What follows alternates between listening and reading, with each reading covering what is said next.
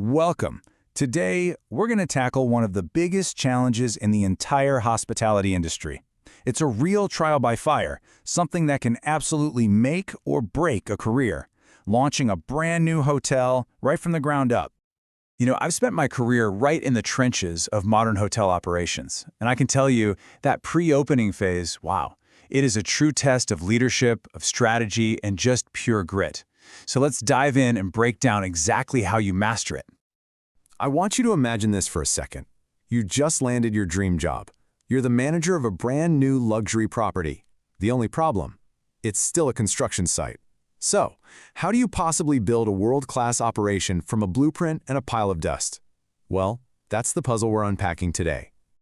Okay, so first things first, let's get our heads around the unique reality that you're going to be operating in. This is really the core of the pre-opening challenge. See, here's the heart of the problem.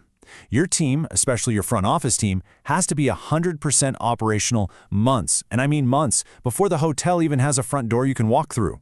You're not working in some polished, quiet lobby. Nope, you're sharing space with welders and electricians, trying to build a 5-star experience right in the middle of a hard hat zone. So how do you manage all this controlled chaos? Well, you start by building your headquarters, your own personal mission control. And believe me, this isn't just an office, it's your strategic command center for the entire operation. We call this the temporary pre-opening office, and it is the functional heart of the entire project. This is where you're going to hire your all-star team, where you'll train them, test out all your core technology, and manage every single moving part of the launch. Now, for this space to really be effective, it has to be designed with 3 critical requirements in mind. And let me tell you, getting these right is absolutely non-negotiable if you want a smooth opening. First up, functional space. This is all about creating dedicated zones. You'll need quiet areas for focused work, collaborative spaces where the team can plan, a really professional room for interviewing top talent, and, this is crucial, a dedicated area to install and stress test your property management system.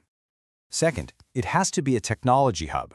Think of this office as your project's initial nerve center. High-speed internet, secure access to corporate networks using a VPN, a fully operational phone system. These aren't luxuries, folks. They are essential from day one. Your key people have to be connected and effective, period. And third, professional image. Even if you're in a temporary space, you are the living, breathing embodiment of a luxury brand. This office is going to host interviews, vendor meetings, maybe even the press. It has to project the quality and the confidence of the hotel you are building.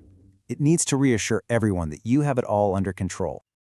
Okay, so you've got mission control established. The next critical system you have to build is communication. This is what keeps the intense pressure of a pre-opening from shattering into a million tiny, costly mistakes.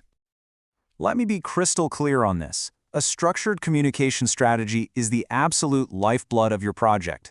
Without it, misinformation spreads like wildfire, deadlines get missed, and a simple ordering mistake can turn into a $10,000 problem overnight. Seriously. Just think about the difference for a second. On one hand, you could rely on informal, verbal check-ins. On the other, you have a documented, trackable system. One is fragile and based on somebody's memory. The other is robust, it's transparent, and it creates a single source of truth for the entire team. The choice here is pretty obvious, right? As the manager, it's your job to establish and control 3 very distinct communication flows. Let's break each of them down. The first flow is with your internal team. This is your daily operational pulse. You have to standardize your tools, whether it's project management software like Asana, shared drives, or a specific chat platform. This kind of discipline ensures that every single task and decision is documented, assigned, and tracked.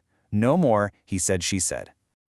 The second flow goes upward, to your corporate leadership, and to the property owners. This is all about accountability and building trust. You've got to establish a non-negotiable reporting schedule, giving them clear, concise updates on key performance indicators, project milestones, and of course, how you're tracking with the budget.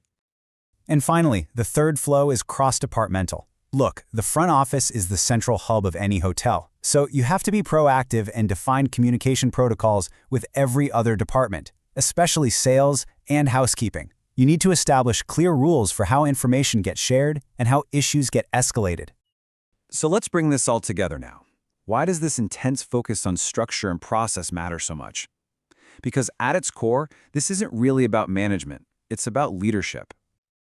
This discipline, both in your physical workspace and in your communication strategy, is what really empowers your team. It creates this bubble of order and purpose right in the middle of a messy construction site. It allows them to maintain focus and build real momentum, even when everything around them feels totally unpredictable. And this right here, this is the ultimate result. When you implement these systems, you're not just managing a project, you're demonstrating true leadership. You position yourself and your team as the calm, organized, and effective core of the entire pre-opening. So, as you move forward in your careers, the question you really have to ask yourself is this. When you're faced with the chaos of a new beginning, are you going to be the one who just reacts to it or the one who builds the structure that masters it? What kind of leader will you be?